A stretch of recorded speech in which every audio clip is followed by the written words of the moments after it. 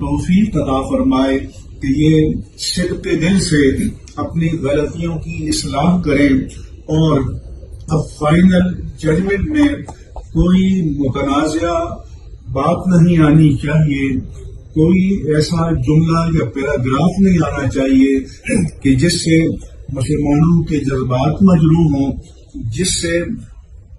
عقیدہ ختم نبوت جو ایک طویل تبدو کے بعد اور پارلیمنٹ کی دوسری آئینی ترمیم کی روشنی میں جو 7 ستمبر 1974 کو پاس ہوئی تھی، بعد میں فیڈرل شریعت کورٹ کا ججمنٹ آیا، سپریم کورٹ کا 5 رکنی لارجر بینچ کا ججمنٹ آیا، امتناع قادیانیت آرڈیننس آیا، ان تمام چیزوں کو فائنل اور مختصر ججمنٹ میں ملحوظ رکھا جائے تاکہ ان جج صاحبان کی بھی عاقبت سنور جائے اور تمام مسلمان پاکستان کو، اسلامیان پاکستان کو اطمینان و قرار آ جائے۔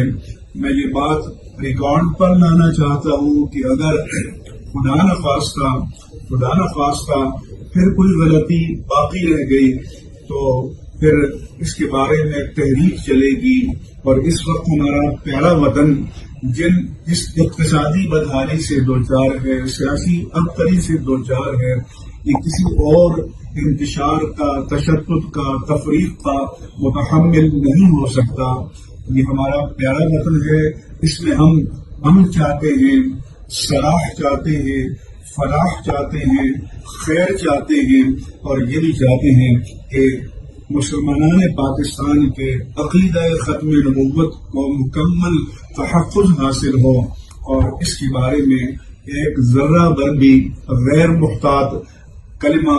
ججمنٹ میں ہرگز قطعاً نہیں آنا چاہیے۔